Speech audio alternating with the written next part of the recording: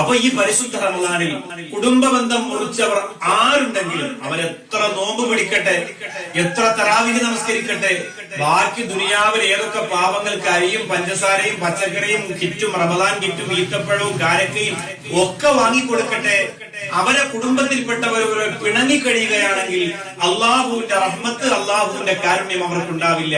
എന്നു മാത്രമല്ല, കുടുംബബന്ധം മുറിച്ചു കളഞ്ഞവർക്കുള്ള ശിക്ഷയുണ്ടല്ലോ, അതൊരു കാലാവധി വെച്ചിട്ട് അള്ളാഹു താമസിപ്പിക്കില്ല, പെട്ടെന്ന് തന്നെ കൊടുക്കും.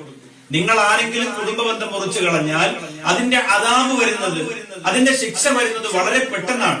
നബി സല്ലല്ലാഹു അലൈഹി വസല്ലമ തങ്ങൾ പറയുന്ന മറ്റൊരു ഹദീസ്, ഫഇന്നഹു ലൈസ മിൻ നുഖൂബത്തി അസ്റഉ മിൻ നുഖൂബത്തി ലഖതീർ റഹ്മി. അല്ലാഹുവിന്റെ റസൂൽ പറയാൻ, ഏതെങ്കിലും ഒരു ശിക്ഷ അല്ലാഹു സുബ്ഹാനഹു വ തആല ഏറ്റവും വേഗത്തിൽ കൊടുക്കുമെങ്കിൽ അത് കുടുംബ ബന്ധം മുറിച്ചവർക്കാണെന്ന് ശഫീഉനാ റസൂലുള്ളാഹി സ്വല്ലല്ലാഹു അലൈഹി വസല്ലം. ശിക്ഷ വളരെ വേഗത്തിൽ കൊടുക്കും. കുടുംബ ബന്ധം മുറിച്ചവർക്കുള്ള ശിക്ഷ വളരെ വേഗത്തിൽ കൊടുക്കും. എന്തിനാണ് ഈ പരിശുദ്ധ റമദാനിൽ ആ തർക്കവും ആ വഴക്കും ആ പിണക്കവും വെച്ച് നമ്മൾ നടക്കുന്നത്?